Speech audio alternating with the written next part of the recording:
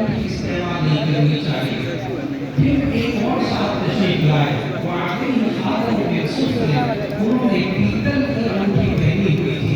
فقال ما لی اجد ريح الاسلام، مجھے کیا ہوا میں بتوں کی بو محسوس کر رہا ہوں، اس لیے کہ وہ بت پیتل کے بناتے تھے۔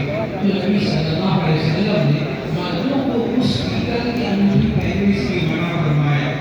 ثم أرادوا عليه خاتم من ذهب، پھر وہ جب آئے تو انہوں نے سونے کی انگوٹھی پہنی ہوئی تھی مرد نے۔ فقال ما لي أرى عليك علية أهل الجنة، مجھے کیا ہوا کہ میں تمہیں جنتیوں کا زیور پہنے ہوئے دیکھ رہا ہوں، یعنی منع فرمایا۔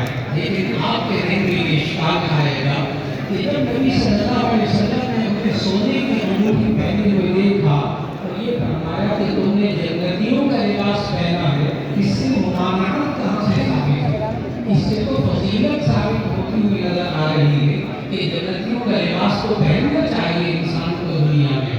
تو اس کا جواب آپ کو دوسری حدیث سے ملے گا کہ نبی صلی اللہ علیہ وسلم کے لیے جب سونا پہننا ممنوع کر دیا گیا تو نبی صلی اللہ علیہ وسلم نے فرمایا لہم فی الدنیا ولکم فی الآخرہ، کہ یہ ذرا سونا یہ دنیا میں کفار کے لیے ہے، تمہارے لیے آخرت میں ہوگا۔ اس لیے اس حدیث سے معلوم ہوا کہ سونے کی انگوٹھی پہننا مردوں کے لیے جائز نہیں لیکن خواتین کے لیے جائز ہے۔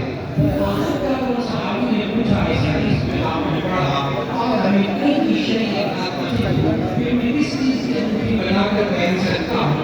آج نبی صلی اللہ علیہ وسلم نے فرمایا من ورق، چاندی کی انگوٹھی پہن سکتے ہو، لیکن بلا تتم مسقال، وہ ایک مسقال کو پورا کرنے والی نہ ہو۔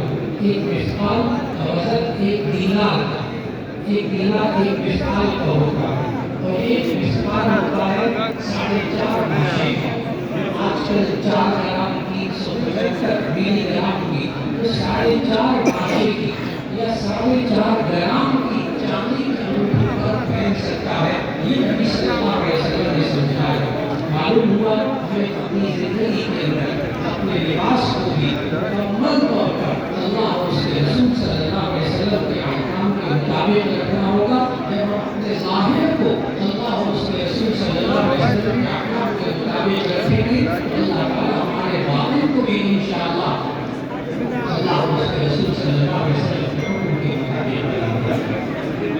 ہمیں احتماس کروں کہ وہ تشریف لا کر کے 5 خطبہ پڑھے ہوئے کافی دیر ہوگی، کافی فصل ہو گیا، مختصر سے وقت میں خطبہ اور پھر انشاءاللہ الحمد للہ نحمده ونستعینه ونستغفره